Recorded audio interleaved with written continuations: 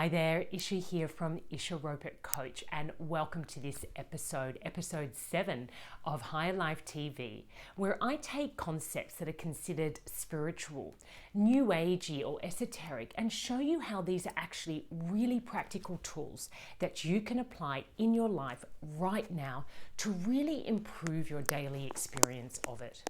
And if there's any tool in the world that can help you to really improve the way you feel about yourself and your life and others, it is compassion. Now, if you're like me and you've been in this field for a while now, that is the field of personal development, personal mastery, self-help, or spirituality, compassion is a concept that you will have already heard about many, many times. And all of us, I think, at our core, really want to live from a place of compassion. But what I've found after working with hundreds of clients across the globe, how we actually identify and work with compassion can be a little bit challenging.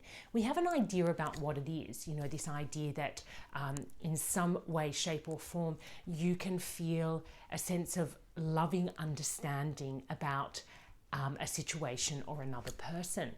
But I found that what people seem to think is compassion is something that you are, and you hear that in the way people say, be compassionate. I'd like to be compassionate. So it's something about your being state or an emotional state.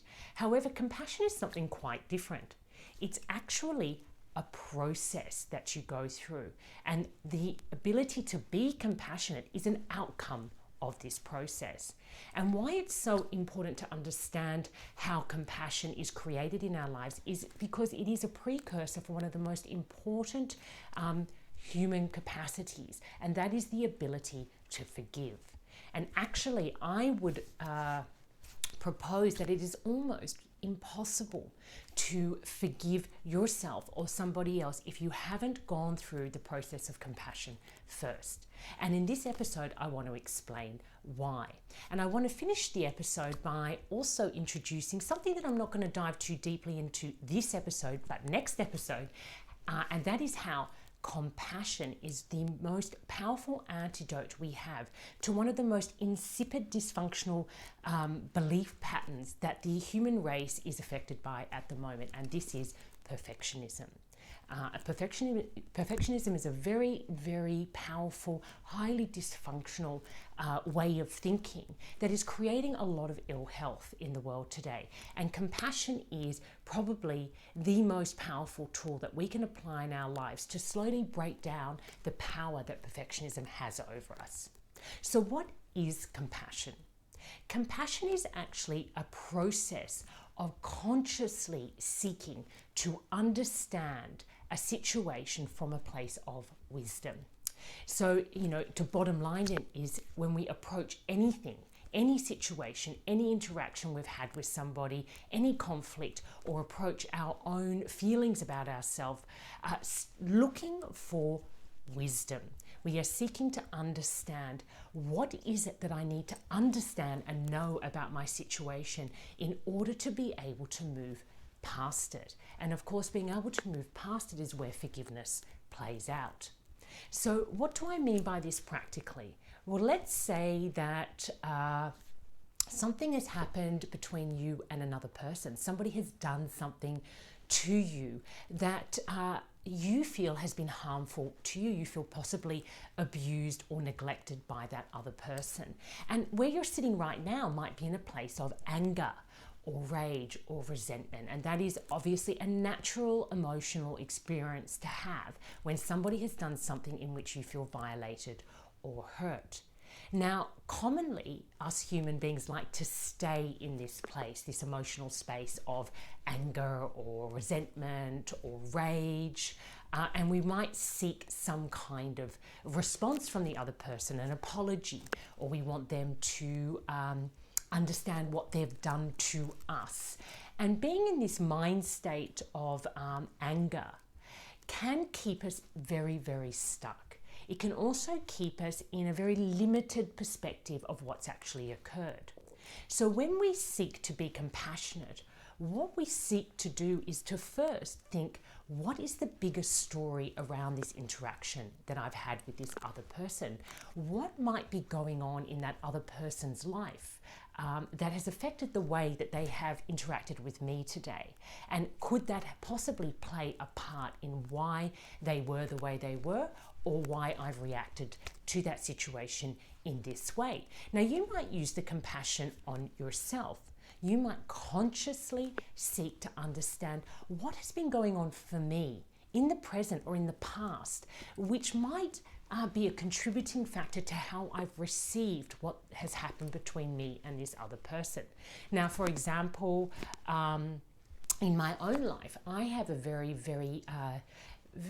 insipid, dysfunctional belief that I'm always at fault, something that's come from childhood. So I instantaneously can take responsibility for something that's happened between me and another person, which has left the other person upset. So in this instance, I might be judging myself very harshly and thinking I'm at fault. Now, if I choose a compassionate viewpoint, what I will understand is that issue is the way that you have been trained to think about yourself in this situation. And this thought pattern or belief system could be playing out right now. And actually, what you believe might have happened, that you've done something wrong, might not actually be the case.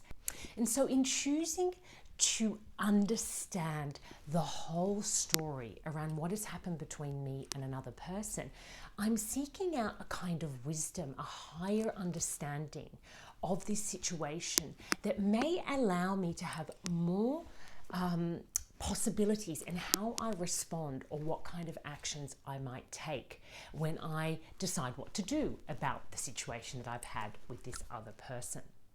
Now, what is beautiful about compassion is that it's always helping you to get some gold out of what is often quite difficult situations. And I call this life alchemy, when you take the lead in your life and you transform it into gold. And compassion is a process of understanding that really creates a lot of gold in your life. Now, here's where it gets tricky. A lot of people believe that if they seek to understand the situation or the bigger context of a person who has abused or upset them, that in doing that, they are actually condoning the abuse, or condoning the violence, or condoning the pain that this person has inflicted on them, that somehow they're giving them an excuse. And I've heard that many times. People choose not to be compassionate and to stay in a place of anger, because in being compassionate, they think somehow they're losing their power to that person and they're letting them off the hook. And I've seen this a lot around the Me Too campaign. You know, we're very quick to get angry and judgmental about what men may have done to women, or what particular disadvantages women have had in the face of a very masculine dominated workforce. But what we really need to be able to do is apply compassion to these situations and see the bigger picture, to think perhaps it is not something that has been done purposely, but is in fact an outcome from centuries of human behavior. And what we've actually reached at the moment is a point where that behavior needs to shift. So instead of going on to the attack, through compassion, we can seek wisdom on what the issue is and how we can best solve it. And we're going to get a lot better results when we're approaching a very emotionally charged issue that has a lot of trauma around it from this place of wisdom, rather from this place of injustice or on the attack. So as you can see, compassion is a very powerful inner resource to have. But it really begins with a conscious decision to look past your personal pain, to bring it out of your personal situation and look at it from a higher perspective. And that's why I love compassion so much, because it really feeds into this belief that I have, that when you choose to see your life and the circumstances of your life from this higher perspective, when you seek to gain wisdom out of what's happening to you and around you, you really get elevated. And in that elevated awareness, you start to have a lot more power. You start to feel more powerful. Because if you've moved out of a victim mindset with another person and back into a place of power, you can actually come up with a lot of ways to resolve in yourself the discomfort or the discomfort between you and another person in a really skillful way. Now, where compassion is, I think, the most challenging and at the same time the most powerful is self-compassion. I mean, how many times have you heard that? Be compassionate to yourself, be self-loving. And what that actually means is that when you are doing something, or you have behaved in a way, or you are thinking in a way that is self-destructive, you're at war with yourself. Instead of judging yourself, which is what we tend to do, and that is probably the antithesis of compassion, is to go into a place of judgment, to look immediately at, is this right or wrong?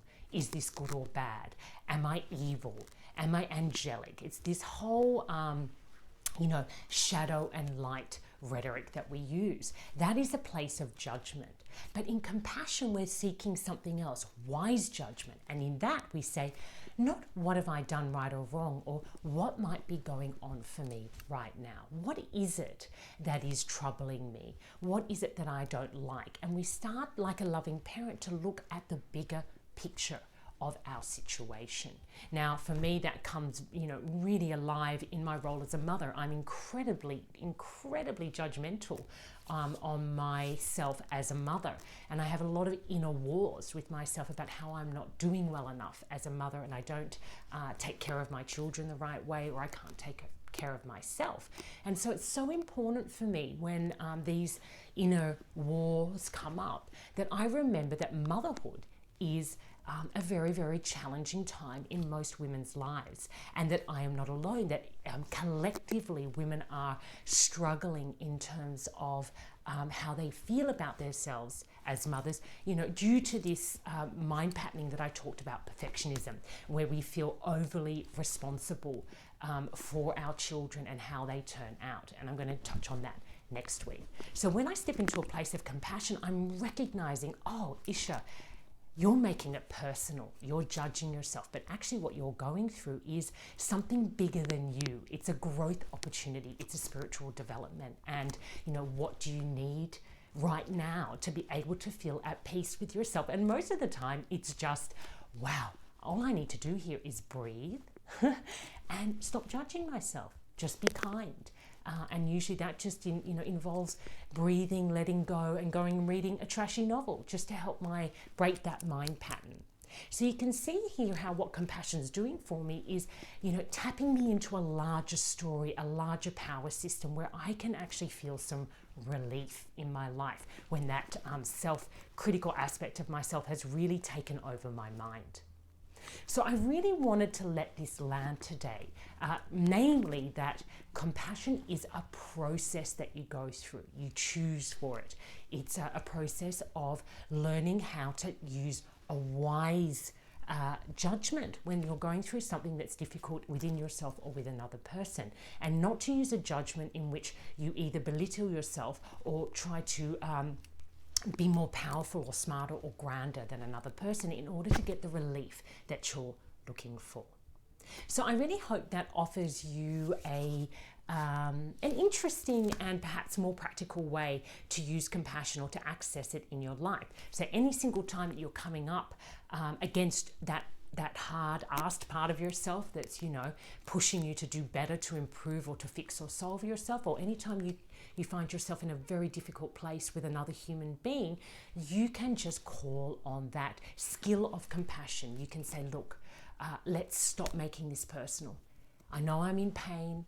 I know I'm hurting, I'm feeling uncomfortable, but I want to understand the wisdom of this situation. I want to understand what is it in me that is creating this reaction, and what do I need to learn about who I am and what's important to me. And therefore, every single situation you have in your life becomes gold. It becomes information and insights that you can use to know what next steps to take.